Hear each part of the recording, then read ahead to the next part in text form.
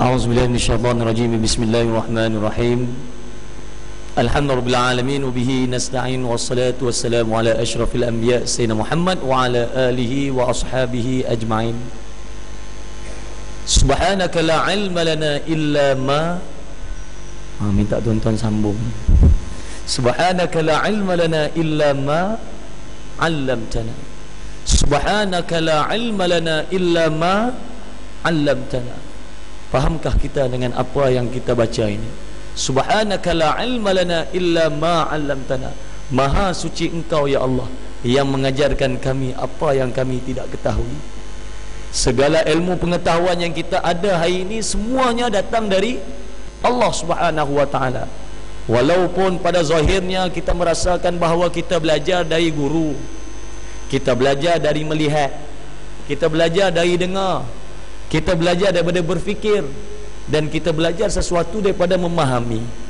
Ini yang dikatakan oleh guru saya, apabila kamu ingin belajar, maka ada 4 perkara cara untuk kamu belajar. Yang pertama, apa yang kamu lihat, kamu boleh belajar. Kamu boleh belajar daripada apa yang kamu lihat. Yang kedua, kamu boleh belajar daripada apa yang kamu dengar. Yang ketiga, kamu boleh belajar daripada apa yang kamu fikir. Dan yang keempat, kamu boleh belajar daripada apa yang kamu faham. Kerana itu kadang-kadang Allah SWT sebut dalam Al-Quran, Dia perli kita, marah kita. Afala yanzurun, adakah kamu tak melihat? Afala yasma'un, adakah kamu tak mendengar? Afala yatafakkarun, adakah kamu tak berfikir? Afala yafqahun, adakah kamu tak faham? Jadi tuan-tuan yang saya kasih sekalian, segala-gala ilmu kita boleh dapat, namun ianya semua datang dari Allah. Guru itu hanya zahir, kita ambil ilmu darinya. Guru itu tugasnya hanya menyampaikan ilmu, bukan selayaknya dia memberi ilmu kepada anak murid dia. Kalaulah guru itu ada kuasa memberi ilmu kepada anak murid, dah tentu seorang guru itu mampu menjadikan semua anak murid dia macam dia, semua anak murid dia pandai macam dia. Tetapi ilmu bukan milik dia, ilmu milik Allah. Bila kita faham ilmu itu milik Allah, sayang tak dengan pengetahuan yang kita ada tuan-tuan? Sayang. Guru saya kata, orang yang belajar mesti ada bukti. Orang belajar mesti ada bukti. Bukti orang belajar ada 3. Yang pertama, orang yang belajar mesti ingat apa yang dia belajar. Yang kedua, orang yang belajar mesti faham apa yang dia belajar. Yang ketiga, orang yang belajar mesti amal apa yang dia belajar. Saya tanya kepada tuan-tuan, kalau seseorang itu hanya ingat saja apa dia belajar, adakah dia belajar? Dia menghafal saja. Serupalah macam burung kakak tua, serupa macam burung yang boleh cakap tu.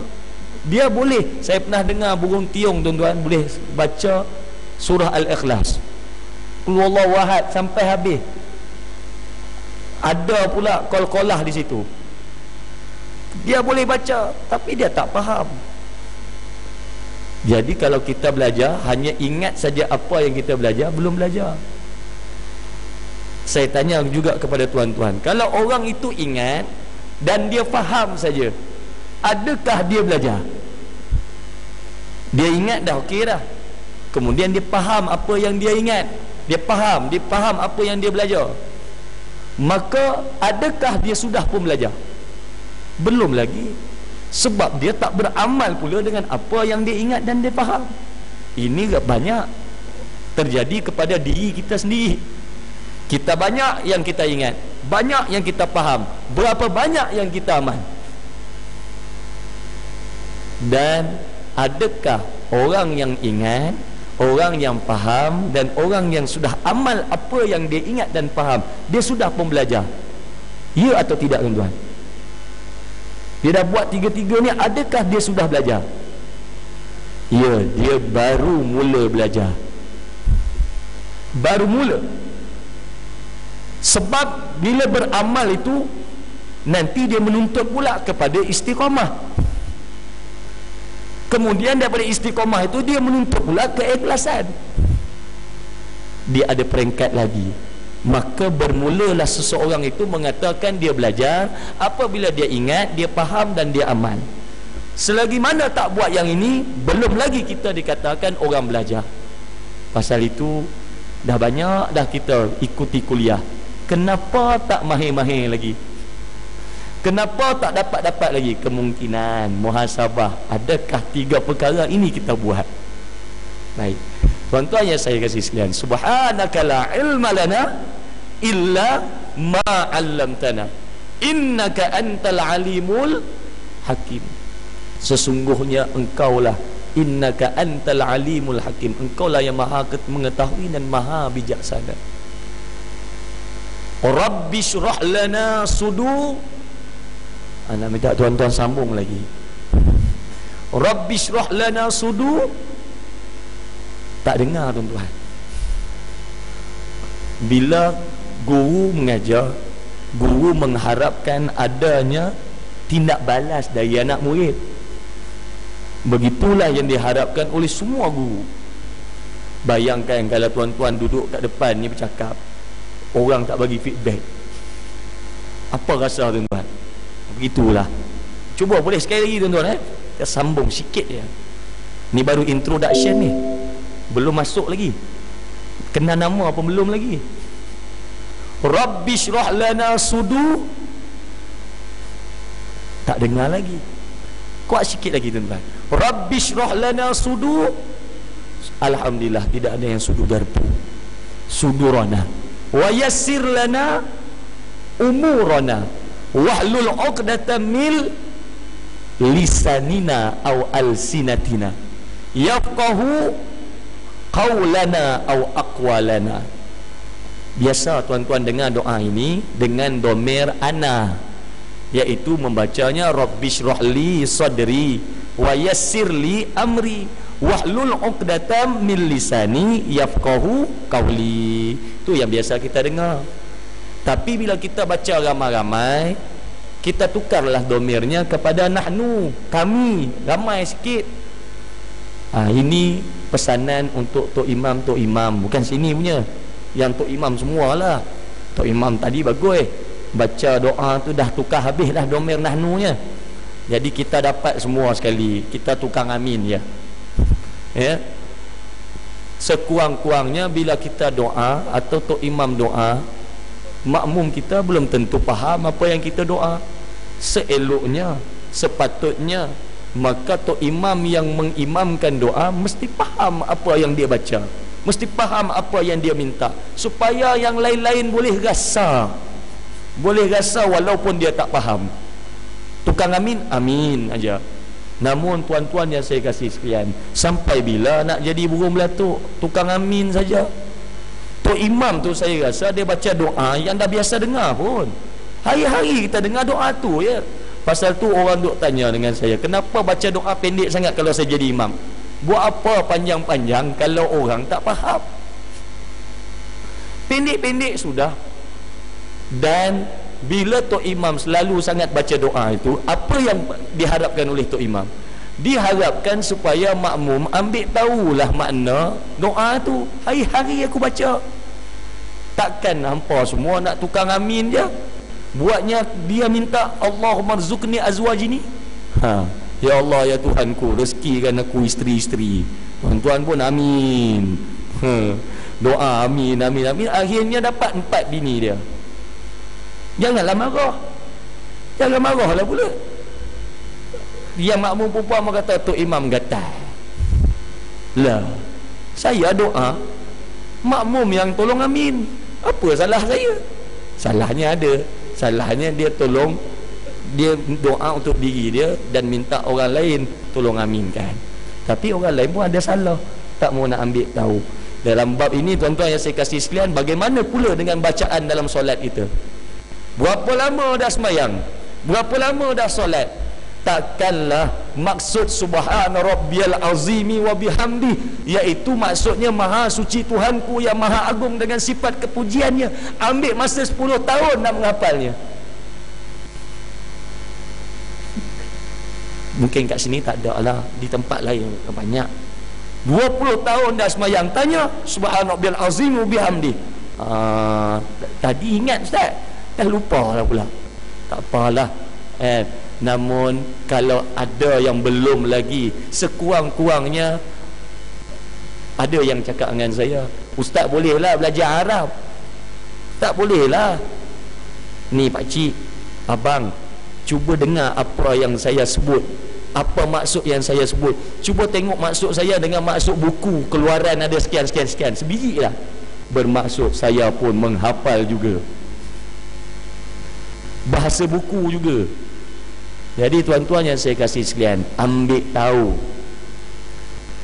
Apabila kita faham apa yang kita baca dalam solat, di situlah membawa kita kepada khusyuk, supaya tidak ada gangguan.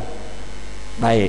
Rabbi syrah lana sudurana wa yassir lana umurana wahlul 'uqdatam min lisanina aw alsinatina yafqahu qaulana aw aqwalana. Tuan-tuan yang saya kasih sekalian, doa ini diajar oleh baginda Rasulullah sallallahu alaihi wasallam. Ketika mana kalau kamu ingin memulakan pelajaran, maka bacalah doa ini. Namun doa ini bukan dari baginda Rasulullah sallallahu alaihi wasallam. Doa ini adalah doa daripada Nabi Musa alaihi salam. Dinukilkan di dalam Al-Quran ketika mana Nabi Musa diarahkan oleh Allah Subhanahu wa taala untuk berdakwah kepada Firaun. Ketika itu Nabi Musa rasa gugup. Dia bukan takut, bukan gerun, tetapi dia rasa gugup. Mana tak gugup tuan-tuan? Firaun yang jaga dia dari kecil, jaga dia dari kecil, ambil dia, jaga dia. Kalau ikutkan dia dah kena bunuh dah tuan-tuan, tapi kena backup dengan isteri Firaun, maka dia hidup. Maka bila dah besar, dia nak lawan pula Firaun. Rasalah macam mana Firaun pula mengaku dirinya Tuhan. Bagaimana? Maka ketika itulah Nabi Musa meminta kepada Allah, dan dinukilkan Allah doa Nabi Musa itu dalam Al-Quran. Rabbi syrah li sadri wa yassir li amri wahlul 'uqdatam min lisani yafqahu qawli.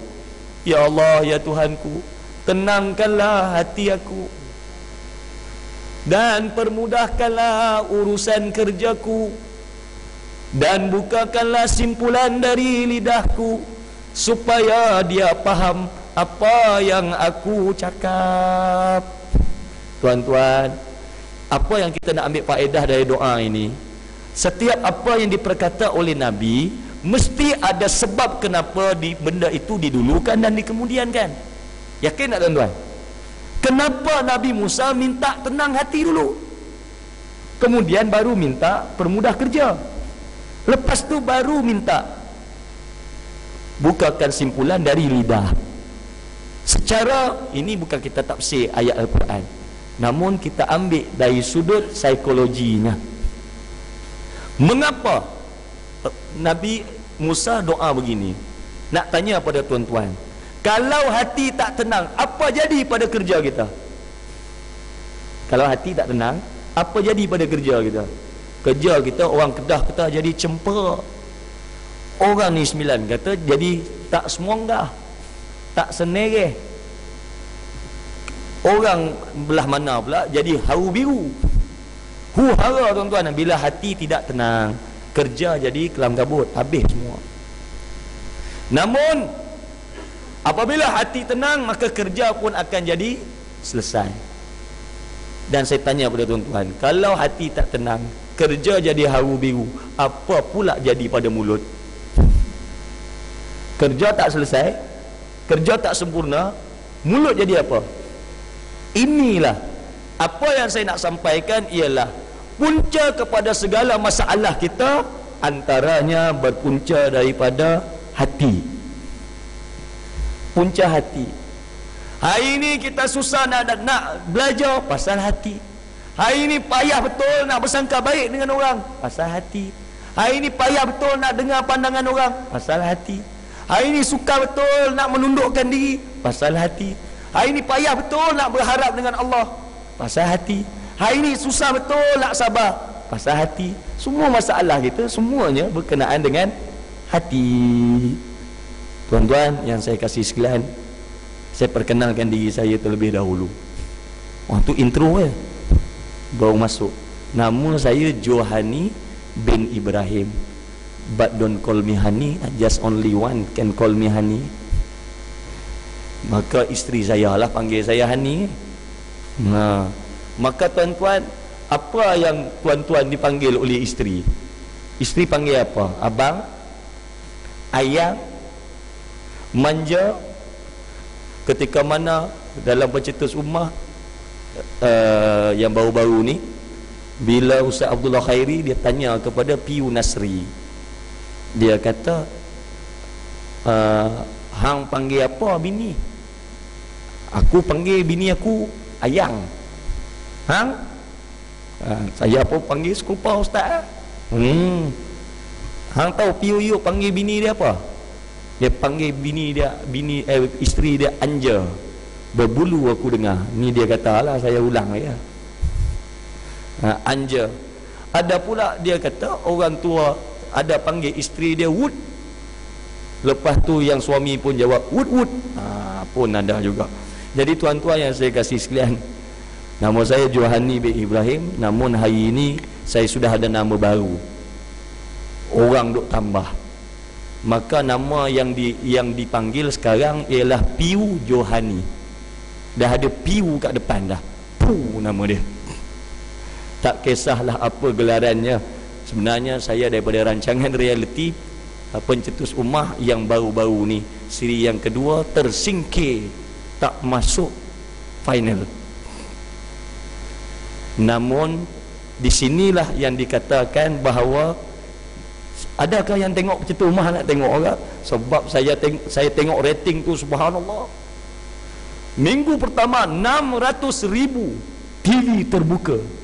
Tak tahu berapa orang tengok. Satu TV 5 orang, 6 orang, 7 orang tak tahu. Tapi 600,000 TV terbuka minggu yang pertama. Minggu yang kedua naik lagi 1.3 juta TV terbuka. Minggu ketiga naik lagi 2.3 juta TV terbuka. Subhanallah. Minggu keempat naik lagi 3.3 juta. Minggu kelima itu yang lepas ni, minggu kelima naik kepada 4 juta TV terbuka. Maka saya pun berfikir, rupa-rupanya ramai orang suka tengok rancangan agama. Rupanya ramai orang tengok. Tetapi sebelum ni, kenapa ramai orang tak mau tengok? Bukan orang tak mau tengok, rancangan agama tidak mesra pengguna. Mungkin tuan-tuan, rancangan tu ada yang suka, ada yang tak suka. Namun dia menarik minat ramai orang. Nak dapat rating TV yang macam ni tuan-tuan, rancangan agama yang lain takkan dapat. Susah nak dapat. Rating dia sama dengan AF, Akademi Fantasia tuan-tuan, dan lebih kurang dengan Maharaja Lawak Mega. Bermakna kita bersaing, rancangan agama bersaing dengan rancangan hiburan. Ini menandakan bahawa orang sudah minat terhadap agama. Tuan-tuan yang saya kasih sekalian, kalau tuan-tuan ingat dalam siri yang kedua, dalam pencetus ummah yang kedua ini, maka saya bawa tagline saya, iaitu sebalik sesuatu ada sesuatu, redha sangka baik. Sebalik sesuatu ada sesuatu, redha sangka baik. Kalau ini semua orang faham, wah, senyum sampai mati. Kalau ini semua orang faham, dia akan sabar dengan apa saja ujian. Kalau ini semua orang faham, dia tak akan marah dah. Maka tuan-tuan bolehkah ikut sama-sama dengan saya? Sebab kalau guru saya mengajar, dia suruh anak murid dia ikut. Maka saya pun nak tuan-tuan ikut. Bolehkah? Tangan tuan-tuan begini, sangka baik dulu tuan-tuan. Yang pentingnya bila nak belajar, sangka baik dulu pada guru. Apa pula lah ustaz ni nak buat? Sangka baik dulu, maka barulah kita mampu mempelajari sesuatu. Baik tangan begini tuan-tuan. Sebut tuan-tuan, Saya sebut, tuan-tuan ikut, boleh ke? Sebalik sesuatu, sekali lagi tuan-tuan, tak kuat. Suara saya je kuat ni. Suara Tok Imam tak dengar kat belakang. Sebalik sesuatu, ada sesuatu. Redha, sangka baik. Allahu Akbar. Saya buat tu pun ada sebab. Ada orang tanya, kenapa buat gitu Ustaz? Yang inilah namanya hijab. Sebalik sesuatu tu kita tak nampak. Pasal itulah ramai orang tak boleh redha. Ramai orang tak boleh sabar. Terhijab matanya, terhijab hatinya. Kerana apa? Ilmu. Hijab. Kadang-kadang jadi marah dengan orang. Sebab apa? Terhijab. Sebalik sesuatu tu yakin, di sebalik sesuatu pasti ada sesuatu. Ini yang Allah sebut dalam Al-Quran. Bolehkah sama-sama ikut dengan saya tuan-tuan? A'udzu billahi minasyaitonir rajim. Wa asa an takrahu syai'an. Kepanjang sangat. Ambil pendek sikit. Wa asa an takrahu syai'an wa huwa khairul lakum wa asa an tuhibbu syai'an wa huwa syarrul lakum wallahu ya'lamu wa antum la ta'lamun. Kemungkinan apa yang kamu tidak suka itu terbaik bagimu, dan kemungkinan apa yang kamu suka itu tak baik bagimu. Allah lebih mengetahui daripada apa yang kamu tidak ketahui. Weh, kalau faham ayat ni tuan-tuan, inilah dia sebalik sesuatu ada sesuatu, redha dan sangka baik. Jangan mengeluh, jangan merungut. Allah lebih tahu apa yang kita semua tak tahu. Dia tahu yang kita mampu menanggung ujian tersebut. Dia tahu. Kenapa yang kita nak keluh kesah? Tuan-tuan, bila kita sabar, hati kita akan jadi tenang, insya-Allah. Saya dulu pun panas baran tuan-tuan. Bapa undertaker, atuk Ken, dah tentulah cucu histerio. Maksudnya panas baran tuan-tuan. Namun atuk saya panah baran pun menjadi tuan-tuan.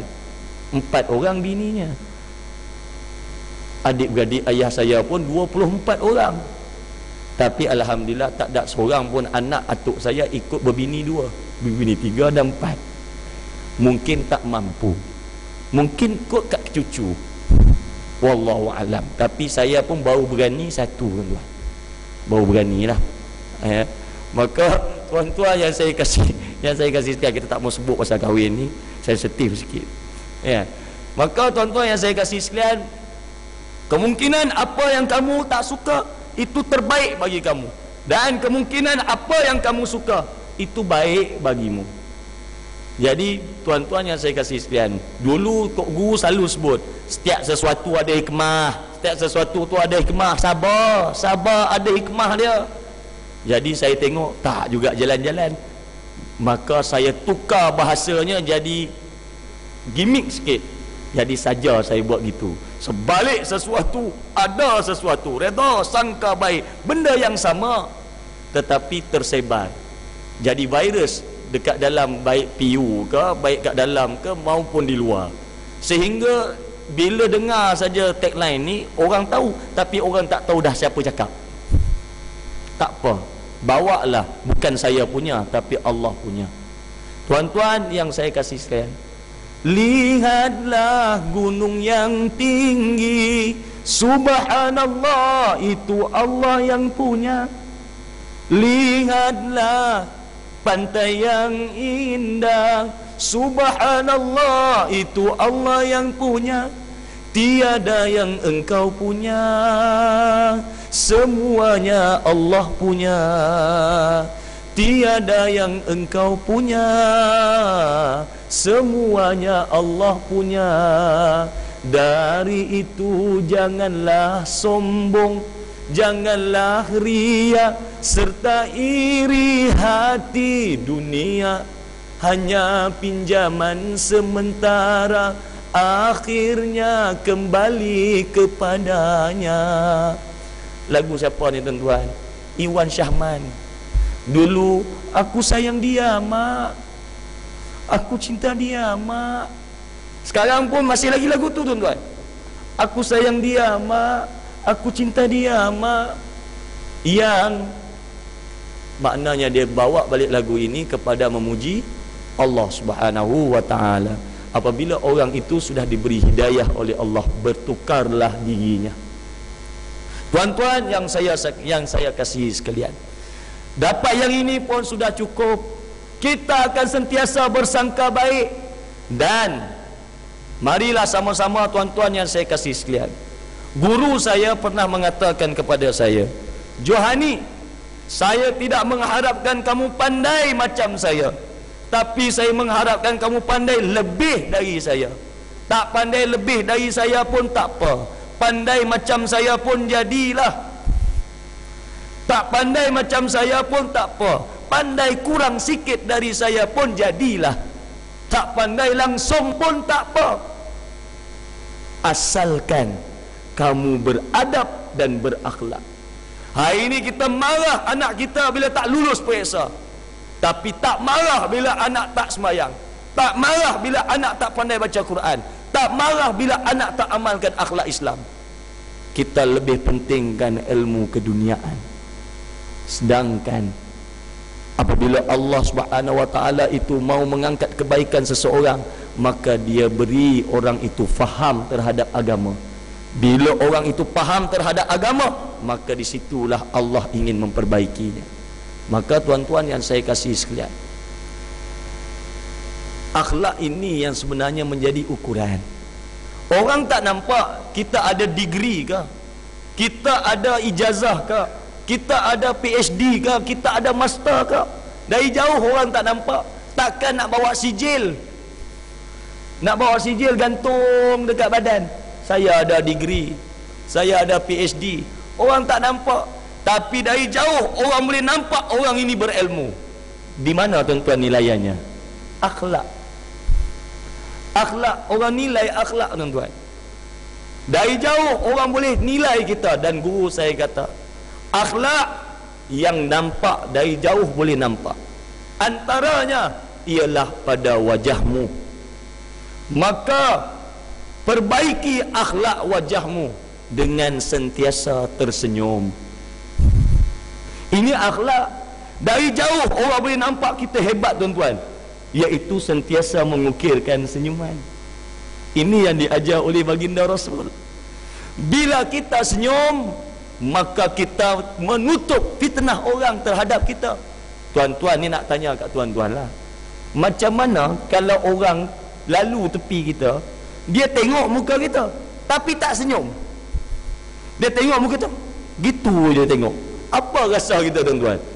Dah tentu kita ada rasa sangka buruk, ni kenapa, dia ni apa masalah? Kalau kita boleh rasa macam tu tuan-tuan, apa pula rasa orang bila kita buat kat dia? Ini tuan-tuan yang saya kasih sekalian, akhlak. Macam mana seorang yang mengaku dirinya berilmu tinggi, namun pada wajahnya pun akhlak pun tak ada. Pendakwah nak pergi ke orang muka masam, siapa nak ikut? Permulaan kepada kemesraan itu, maka tersenyumlah. Yang kedua, Rasulullah sallallahu alaihi wasallam bersabda yang mafhumnya, apabila kamu ingin berkasih sayang di antara kamu, maka sebarkanlah salam. Namun Rasulullah dia letak cara nak bagi salam ni, berilah salam yang sempurna. Assalamualaikum, itu doa. Namun apabila kamu bertemu nak beri salam, ada cara dan adabnya Rasulullah tunjuk. Kadang-kadang kita bagi salam dekat orang, tapi muka kita tak pandang mukanya. Dari mana nak datang kemesraan? Yang lelaki pandanglah lelaki, yang perempuan pandanglah perempuan.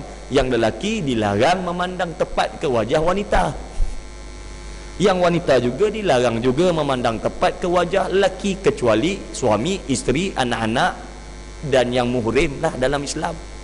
Maka tuan-tuan yang saya kasih sekalian, mana nak datang kemesraan, elok dah, bagus, lepas mayang bersalaman, tapi tak datang mesra, masih lagi kutuk mengutuk antara satu sama lain. Ya, tuan-tuan yang saya kasih sekalian, kalau benar kita cinta kepada seseorang, ni Rasulullah sebut, may yuhibbul mar'a la yuhibbu illa lillah. Barang siapa yang menyayangi seseorang, maka sayangilah ia kerana Allah, bukan kerana yang lain. Bukan bersyarat. Syaratnya apa? Syaratnya dia mesti baik baru aku sayang kat dia. Ya, sekurang-kurangnya kita ada sayang, walaupun dia tidak baik, doakan, itu tanda kita sayang. Doakan supaya dia jadi baik, doa supaya Allah SWT beri hidayah, itu tanda kita sayang.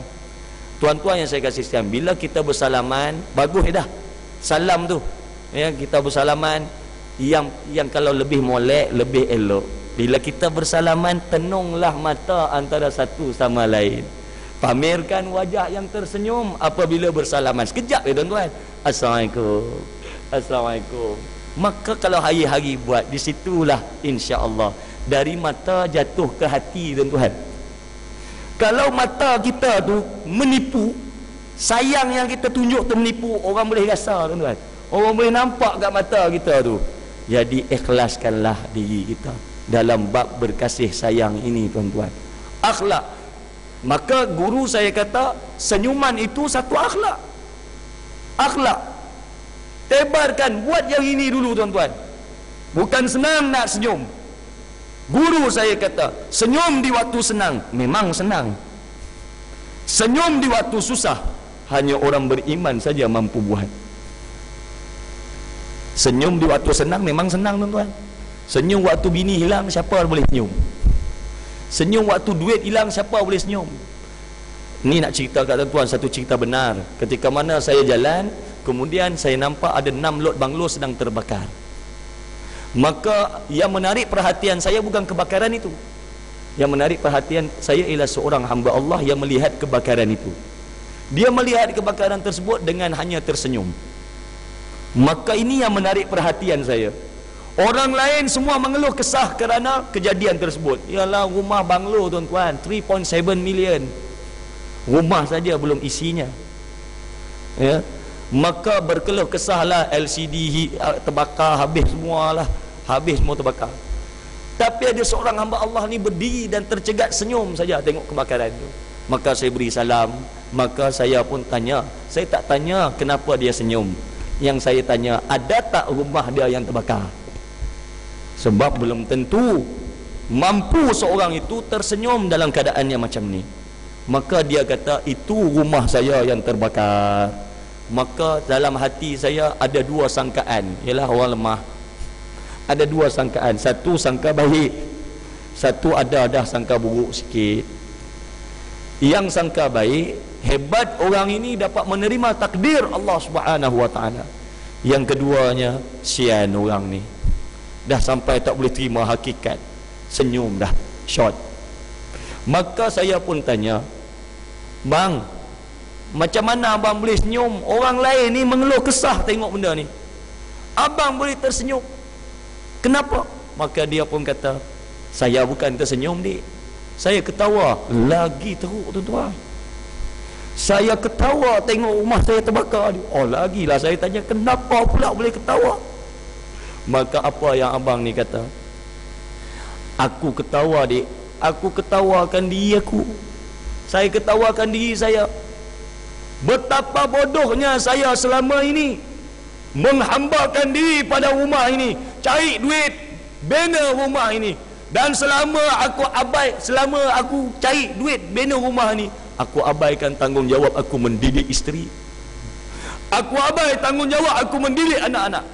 Aku abai tanggungjawab aku muamalah bersama dengan masyarakat. Hari ini bini aku mana? Anak aku mana? Semua tinggalkan aku. Kenapa? Kerana rumah ni. Kalaulah selama ini aku tak abaikan tanggungjawab aku rasa tak jadi macam ni. Satu malam je Allah habiskan usaha aku berpuluh tahun. Maka dia kata, bodohnya aku selama ini. Maka nak tahu tak tuan-tuan apa yang saya sebut secara spontannya? Maka saya kata, tahniah bang. Dia pun kata, bukan tahniah lah, takziah. Tak tahniah untuk abang. Lah, kenapa ucap tahniah? Hang lagi gila. Kenapa tahniah? Bang, selama ni abang pernah tak fikir macam ni? Tak. Ini namanya nikmat fikir. Bukan senang. Berpuluh tahun Allah tutup hijab berfikir. Ni asbab rumah terbakar, Allah bagi fikir. Ini nikmat. Maka abang dah redha belum rumah terbakar? Dah, mai pergi minum. Dah lah. Rumah ada insurans kan? Claim lah. Apa yang ini masalah? Di sini yang nak bagi tahu tuan-tuan, maka saya pun berselang beberapa bulan, maka saya jumpa balik abang ini, maka saya kata dengan abang ini, saya tahu sebab dia businessman, dia mampu cari balik duit tu, dia mampu bina rumah sebesar itu, tapi dia hanya bina rumah yang kecil di tapak yang lain. Maka saya tanya, abang, kalau abang nak bina rumah abang sebesar dulu ataupun lebih besar dari itu pun abang mampu, kenapa abang tak buat? Dia kata, aku tak mau jadi bodoh lagi macam dulu. Walaupun rumah aku kecil, tapi bini aku dah balik. Walaupun rumah aku kecil, tapi anak aku dah balik. Aku tenang, walaupun aku tidak seberada dahulu. Mana tuan-tuan nak? Kaya, hati resah gelisah. Ramai orang bila hatinya tidak tenang, duit yang sikit pun jadi keluh, duit banyak pun jadi keluh juga. Baik. Kita azan dahulu insya-Allah.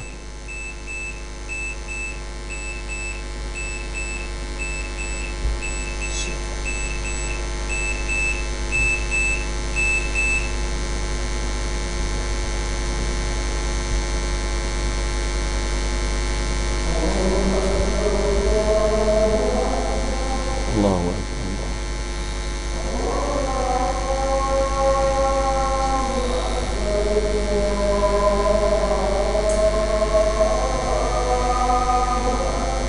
Allahu Akbar. Allahu Akbar.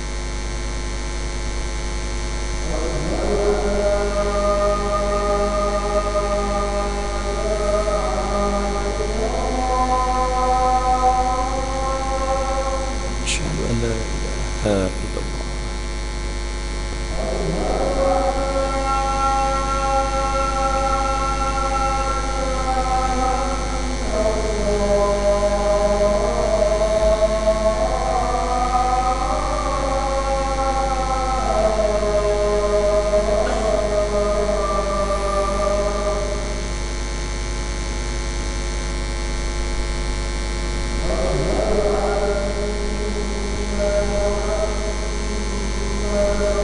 سبحانك اللهم ربنا وبحمدك لا إله إلا أنت ما عبدناك حق عبادتك.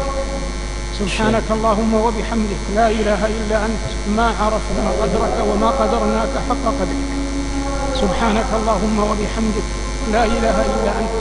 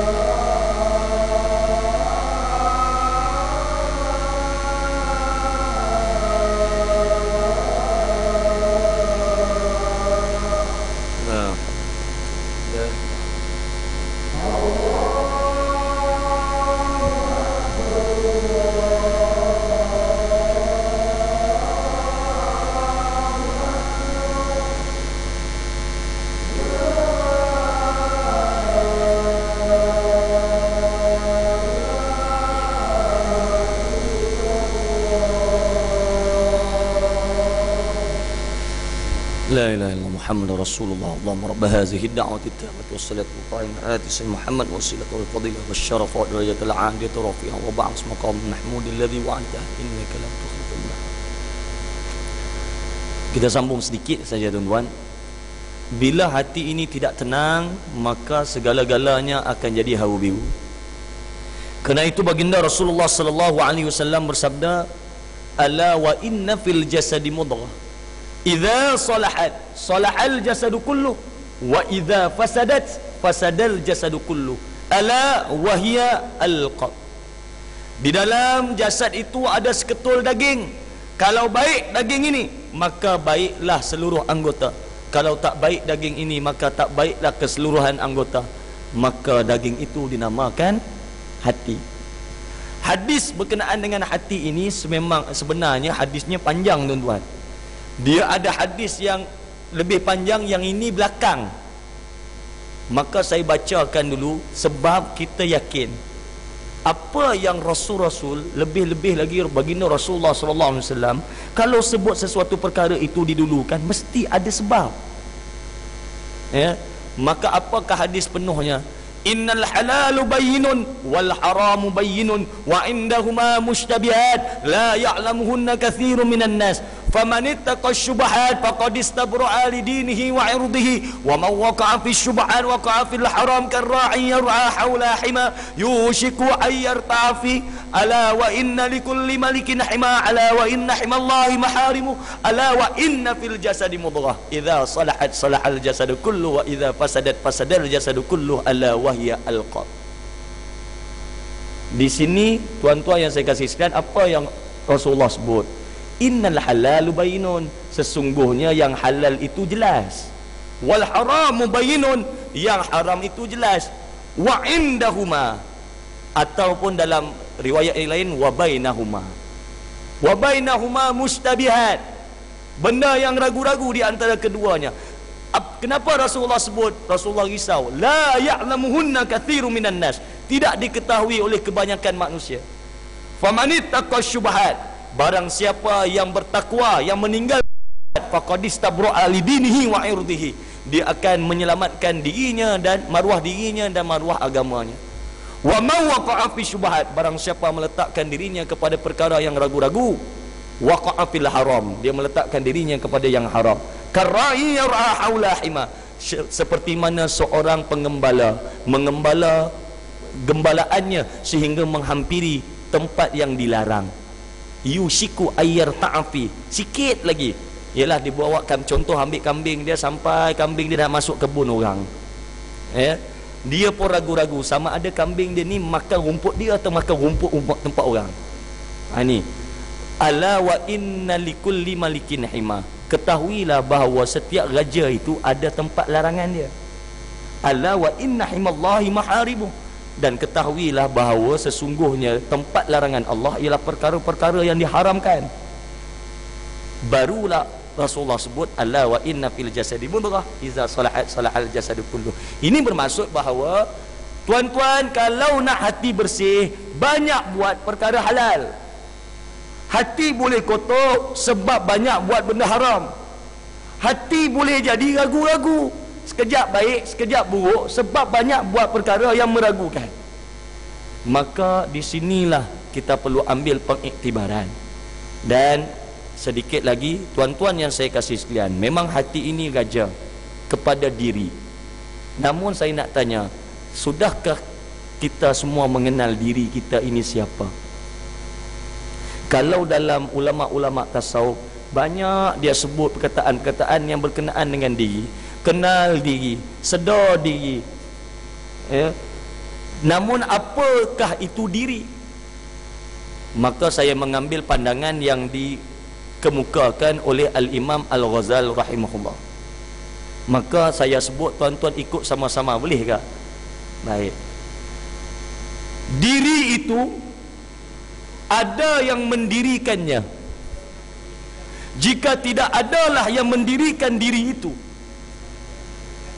maka tidak berdirilah diri itu. Faham ke tuan-tuan? Kat situ je. Ini namanya bahasa buku lama. Pusing-pusing. Tapi hebat bahasa kita juga. Pakai imbuhan saja dah boleh dah memahami maksud. Contoh saya belajar dari guru saya, yang wujud itu ada yang mewujudkannya, dan yang mewujudkan itu tidak perlu yang wujud untuk mewujudkannya. Faham ke tuan-tuan? Yang wujud itu ada yang mewujudkannya, dan yang mewujudkan itu tidak perlu yang wujud untuk mewujudkannya. Walaupun yang wujud ini tidak ada, yang mewujudkan tetap ada. Ini maksudnya. Maka tuan-tuan, bolehkah ikut sekali lagi bersama saya apakah yang dikatakan diri, supaya kita boleh faham kenapalah aku ni tak elok-elok lagi.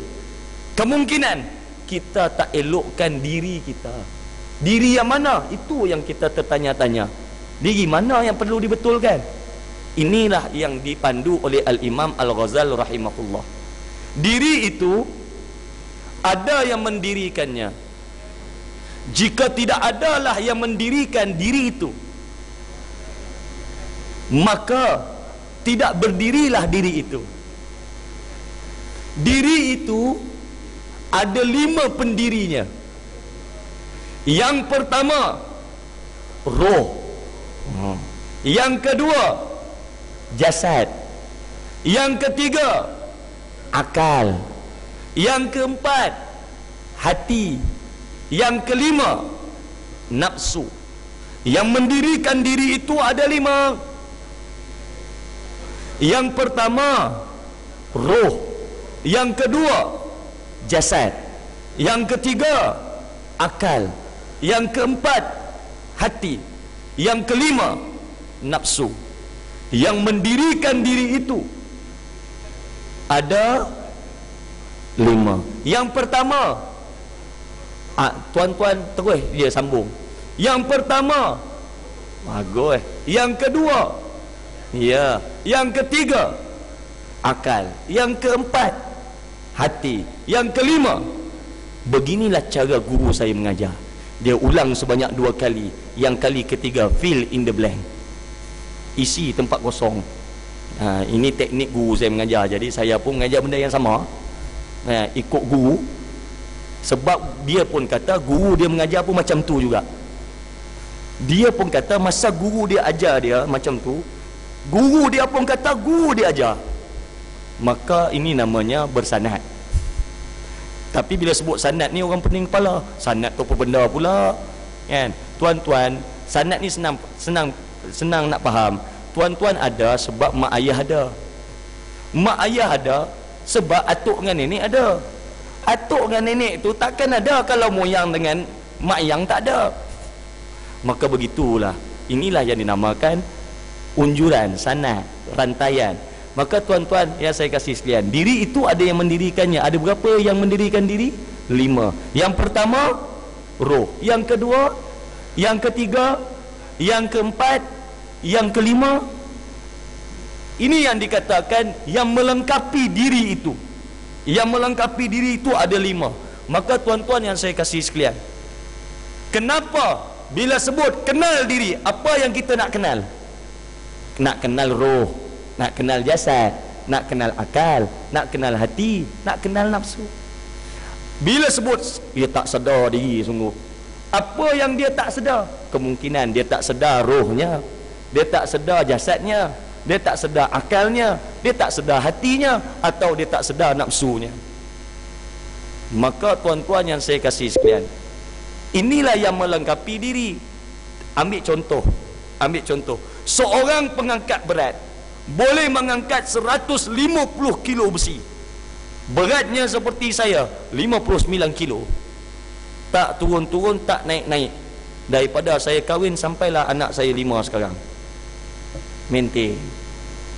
Dia naik pun naik sikit 60, turun balik. Turun pun 58, naik balik. 59 macam tu saja. Maka ambil contoh, seorang boleh angkat berat 150 kilo besi, namun dia berat dia macam saya, sehingga mencatat rekod dunia. Dia seorang Muslim, esok subuh dia dengar Tok Bilal sebut as-salatu khairum minan naum. Dia dengar tuan-tuan, tapi di atas badannya ada yang lebih berat daripada besi semalam dia angkat. Apa yang lebih berat? Selimut dan bantal. Lebih berat. Ketika itu seorang pengangkat berat 150 kilo tak mampu kuis selimut dan bantalnya. Ketika itu bukan kekuatan jasad, walaupun berketul-ketul jasadnya, yang lemah ketika itu ialah rohnya, nafsunya, hatinya, akalnya lemah ketika itu. Maka disitulah disuruh mengenal diri. Ada orang hebat mindanya, namun satu hebat, empat lagi lemah. Ada pula empat hebat, satu lemah. Jadi tak tuan-tuan? Tak jadi juga. Kalau lima-lima teruk, akhirnya teruklah dia kelima-limanya. Maka tuan-tuan yang saya kasih sekalian, sebagai penutupnya, cukuplah tu, cukuplah. Ini kalau nak terang pasal roh jasad apa semua, satu kitab mau setahun, satu kitab. Cuma saya buka poin supaya kembali kepada belajar kitab-kitab lama kita, kitab terus kita belajar kitab Ihya Ulumuddin, Minhajul Abidin, Bidayatus Salikin, bagus. Namun kita perlukan guru-guru yang faham terhadap buku-buku ini. Namun tuan-tuan yang saya kasih sekalian, akhirnya sebagai penutup, marilah sama-sama untuk kita memperbaiki diri kita. Kita nak bina diri kita ni tuan-tuan, sehingga roh kita sentiasa melakukan ibadah, jasad kita sentiasa melakukan ibadah, hati kita sentiasa melakukan ibadah, akal kita sentiasa melakukan ibadah, dan nafsu kita juga sentiasa melakukan ibadah. Macam mana kita nak jadikan segenap, seluruh, setiap minit, setiap saat kita menjadi ibadah? Kerana Allah sebut, wa ma khalaqtul jinna wal ins illa liya'budun. Tidak aku jadikan jin dan manusia kecuali dia beribadah kepada aku. Jadi sekarang ini saya nak tuan-tuan sebut sekali lagi. Saya ambil definisi akhlak, definisi ibadah daripada Al-Imam At-Tabari. Senang kita faham apa yang dimaksudkan dengan ibadah. Kerana Al-Imam Ghazal dia pecah ibadah itu jadi dua. Ada ibadah zahir, ada ibadah batin. Ibadah zahir contoh solat, yang kat luar tu itu zahir. Tetapi bila ibadah zahir ada, tidak disertai dengan ibadah batin, apa jadi kepada ibadah zahir? Ada orang tidak beranggapan bahawa, dia anggap bahawa solat itu wajib.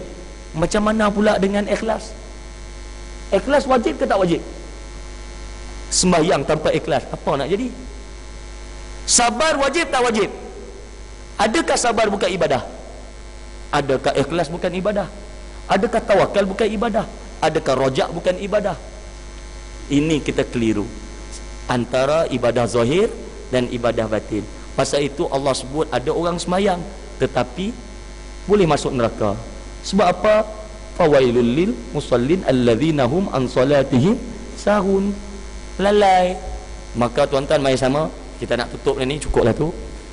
Al-Imam At-Tabari mengatakan, sebut tuan-tuan sama-sama. Al-Imam At-Tabari mengatakan, ibadah itu ialah melakukan sesuatu perkara dengan rasa tunduk, patuh, taat, hina diri, serta merasa dirinya hamba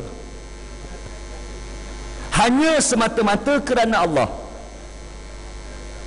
dengan syarat-syarat yang telah ditetapkan oleh syarak. Faham tak tuan-tuan? Betul faham? Kalau dah faham, ada satu teknik untuk menguji kefahaman, iaitu bertanya. Maka saya tanyakan kalau tuan-tuan dah faham. Robin Hood mencuri, kemudian dia menyedekahkan harta curiannya kepada fakir miskin dengan rasa tunduk, patuh, taat, hina diri, serta merasa dirinya hamba hanya semata-mata kerana Allah. Ini Robin Hood Islam tuan-tuan. Adakah Robin Hood melakukan ibadah? Siapa kata ya, angkat tangan. Siapa kata tidak, turun tangan. Alhamdulillah, ramai yang turun.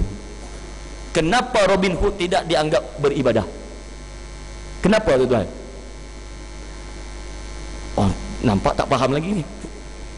Curi itu langgar syarak. Bila langgar syarak, buatlah kerana Allah. Allah akan laknat dia. Tuan-tuan, ada orang minum arak boleh baca bismillah, laknat atas dia. Main judi, tikam nombor ekor, boleh sebut selawat Allahumma salli ala sayyidina Muhammad. Allah. Baru-baru ni di Ontai Kim, saya jalan, lepas tu datang jawi, habis 1000. Yang ditangkap memang ramai tuan-tuan. Ingatkan Melayu Indonesia, Melayu kita, ramai sungguh orang yang tidak ingat, tak takut kepada Allah. Tuan-tuan yang saya kasih sekalian, baik, Robin Hood tak melakukan ibadah sebab langgar syarak. Satu lagi soalan, Pak Abu, minta maaf kepada Pak Abu kalau ada nama Pak Abu di sini. Pak Abu buang air besar atau berak dengan rasa tunduk, patuh, taat, hina diri, serta merasa dirinya hamba hanya semata-mata kerana Allah. Adakah Pak Abu melakukan ibadah? Siapa kata ya, angkat tangan. Allah. Siapa kata ya, angkat tangan. Kalau dia fahamlah dengan maksud yang disebut oleh Al-Imam At-Tabari. Baik. Siapa kata tidak, angkat tangan juga. Allah, yang lain ragu-ragu lah, mutasyabih, dia ragu-ragu. Jadi jawapannya ialah Pak Abu melakukan ibadah sebab berak tak langgar syarak. Yang langgar syarak bila berak depan rumah orang, ini langgar syarak. Selagi tak melanggar syarak, satu perkara itu kalau dibuat dengan sifatnya, rasa tunduk, patuh, taat, hina diri, serta merasa dirinya hamba, ini kehendak ibadah batin. Ada orang sembahyang, dia tak ada rasa tunduk dalam dirinya, tak ada rasa patuh, tak ada rasa taat. Ini tunduk, patuh, taat, hina diri, serta merasa dirinya hamba. Satu kitab lagi tuan-tuan, nak bincang 5 ini untuk mendapat halawatul ibadah, kemanisan beribadah. Faham yang 5 ini, kita akan rasa seronok melakukan ibadah. Tidak ada rasa bangga diri melakukan ibadah. La haula wala quwwata illa billahil aliyil azim. Tuan-tuan kena yakin, tuan-tuan tak akan mampu sembahyang kalau Allah tak izin. Tuan-tuan tak akan mampu angkat takbir kalau Allah tak izin. Segala-galanya telah diizinkan oleh Allah Subhanahu wa taala. Hina kita tuan-tuan. Allah sebut, kalau nak menceritakan tentang kejadian kita, pasti Allah sebut berkenaan dengan air mani. Setiap kali ayat mesti Allah sebut air mani. Untuk apa? Untuk sedarkan kita semua. Kamu semua dijadikan dari air yang hina, aku jadikan kamu menjadi mulia. Mengapa hari ini kamu membelakangi aku? Kamu akan jadi hina apabila kamu membelakangi aku. Allah kata, ingat janji-janji kamu ketika mana kamu dijadikan dahulu. Maka tuan-tuan yang saya kasih sekalian, cukuplah sekadar itu untuk kali ini. Moga-moga Allah Subhanahu wa taala memberikan keberkatan kepada kita semua. Sekurang-kurangnya kena ingat, ambil yang ini pun jadilah, balik rumah yang ini kita sebarkan dulu. Beriman kepada qada dan qadar Allah. Sebalik sesuatu, ada sesuatu, redha, sangka baik. Sat lagi Pak Abu start motor tak boleh start, dia marah, dia paling anak aku lah ni. Maka kita pun watawasau bil haq watawasau bis sabr, berpesan-pesan kepada kebenaran dan berpesan-pesan kepada kesabaran. Sebalik sesuatu, ada sesuatu, redha, sangka baik. Lepas ni selipar hilang, tak payah marah dah tuan-tuan. Sebalik sesuatu, ada sesuatu, redha, sangka baik. Yang terutamanya kita nak sangka baik terhadap Allah Subhanahu wa taala. Marilah sama-sama kita berdoa, moga-moga Allah Subhanahu wa taala memberikan kita nikmat belajar, ingat, faham dan amal apa yang kita ingat dan faham, insya-Allah. A'udzubillahi minasyaitonirrajim. Bismillahirrahmanirrahim. Alhamdulillahirabbil alamin wa bihi nasta'in wassalatu wassalamu ala asyrafil anbiya sayyidina Muhammad wa ala alihi wa ashabihi ajmain. Subhanaka la ilma lana illa ma 'allamtana innaka antal alimul hakim. Rabbi shrah lana sudurana wa yassir lana umurana wa hlul 'uqdatam min alsinatina yafqahu aqwalana. Rabbana zalamna anfusana wa illam taghfir lana wa tarhamna lanakunanna minal khasirin. Ya Allah, ya Tuhan kami, ampunkanlah dosa kami ya Allah, dosa kedua ibu bapa kami ya Allah, dan dosa semua ahli keluarga kami ya Allah. Kasihanilah mereka sebagaimana mereka mengasihani kami, memelihara kami sejak kami masih kecil ya Allah. Ya Allah, ya Tuhan kami, perkuatkanlah roh kami ya Allah, perkuatkanlah jasad kami ya Allah, perkuatkanlah hati kami ya Allah, perkuatkanlah akal kami ya Allah, perkuatkanlah nafsu kami ya Allah, supaya kami dapat menundukkan nafsu amarah kami ya Allah. Tolong ya Allah, kepada Engkau lah kami nyembah, pada Engkau lah kami mohon pertolongan ya Allah.